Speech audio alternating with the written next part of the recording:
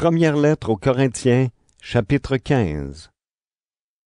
Frères et sœurs chrétiens, je vous rappelle la bonne nouvelle que je vous ai annoncée. Vous l'avez reçue, et aujourd'hui encore vous êtes attachés à elle.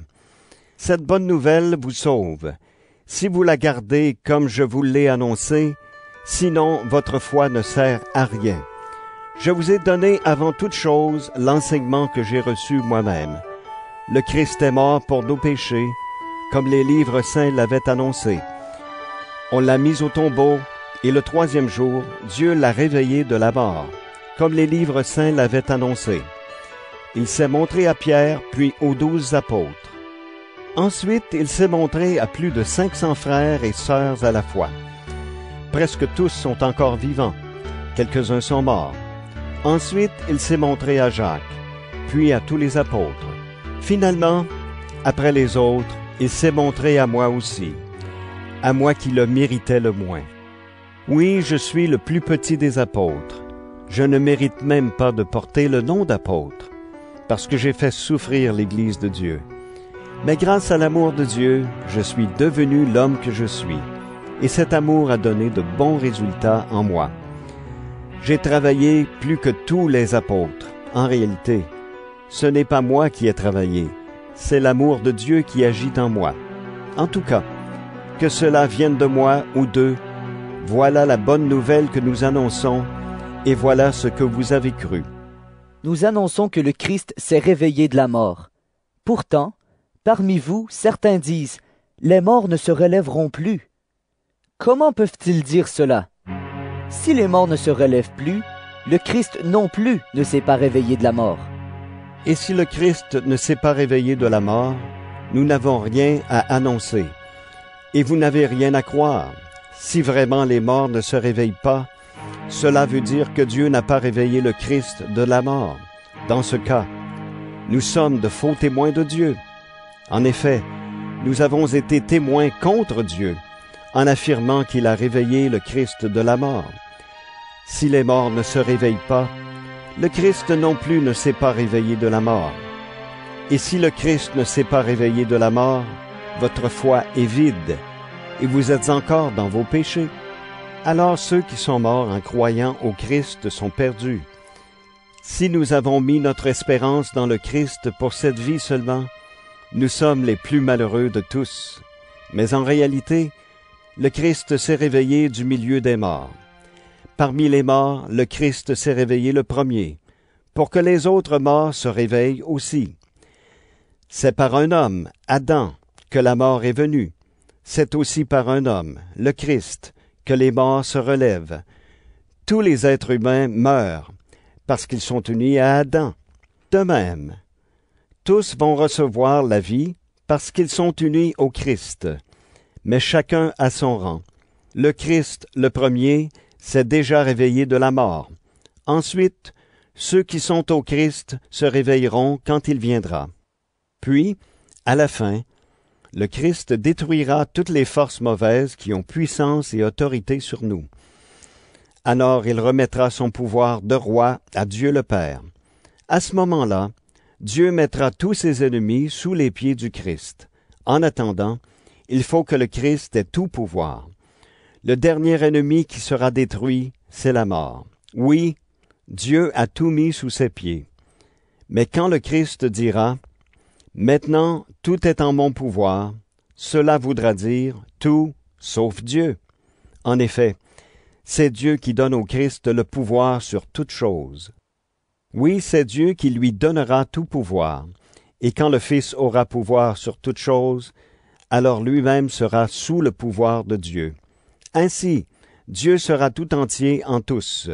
Certains se font baptiser pour les morts. À quoi cela leur sert-il? En tout cas, si les morts ne se réveillent pas, pourquoi ces gens-là se font-ils baptiser à leur place? Et nous, pourquoi est-ce que nous menons sans arrêt une vie dangereuse? Je risque la mort tous les jours. C'est vrai, frères et sœurs, aussi vrai que je suis fier de vous dans le Christ Jésus notre Seigneur. À Éphèse, j'ai lutté contre des gens, de vraies bêtes sauvages. Si c'est seulement pour des raisons humaines, qu'est-ce que j'ai gagné? Si les morts ne se réveillent pas, mangeons et buvons, car demain nous mourrons. Attention, les mauvais amis poussent à faire le mal. Retrouvez votre bon sens. Il le faut, et ne péchez pas. Oui, il y en a parmi vous qui ne connaissent pas Dieu. Je dis cela, et c'est une honte pour vous. Mais quelqu'un peut demander, comment les morts se réveillent-ils? Quelle sorte de corps vont-ils avoir? Réfléchis donc. Quand tu sèmes une graine, elle doit d'abord mourir avant de devenir une plante vivante. Et qu'est-ce que tu sèmes? Tu ne sèmes pas la plante qui va pousser, tu sèmes seulement une graine, peut-être un grain de blé ou une autre semence. Ensuite, Dieu donne à cette graine le corps qu'il veut, et il donne à chaque graine le corps qui est le sien. Aucune chair ne ressemble à une autre. Il y a une différence entre la chair des humains et la chair des animaux, entre la chair des oiseaux et la chair des poissons. Il y a aussi des corps célestes et des corps terrestres. Mais la beauté des corps célestes n'est pas la même chose que la beauté des corps terrestres. La beauté du soleil n'est pas la beauté de la lune, et leur beauté n'est pas celle des étoiles. Et même chaque étoile a une beauté différente de celle des autres étoiles. Quand les morts se relèveront, ce sera la même chose. Ce qu'on met dans la terre comme une graine, c'est un corps qui doit pourrir. Mais quand il se réveille de la mort, il ne peut plus pourrir.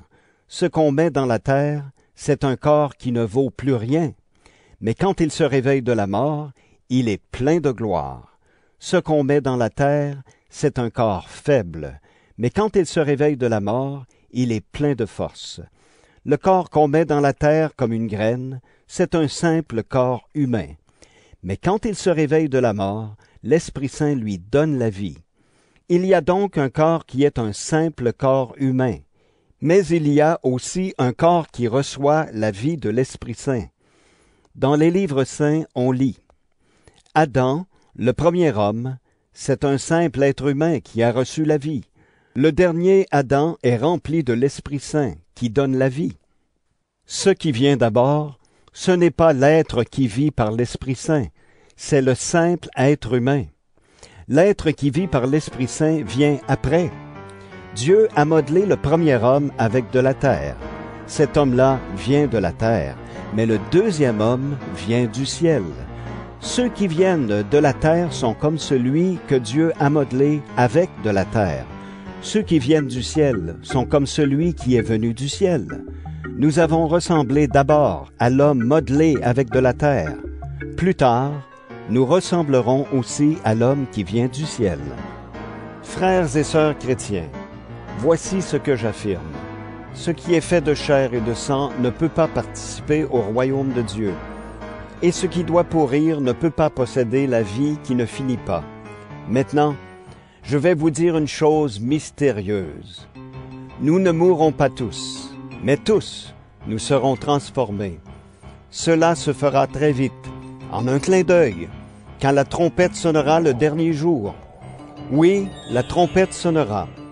Alors les morts se réveilleront pour une vie qui ne finit pas, et nous serons transformés.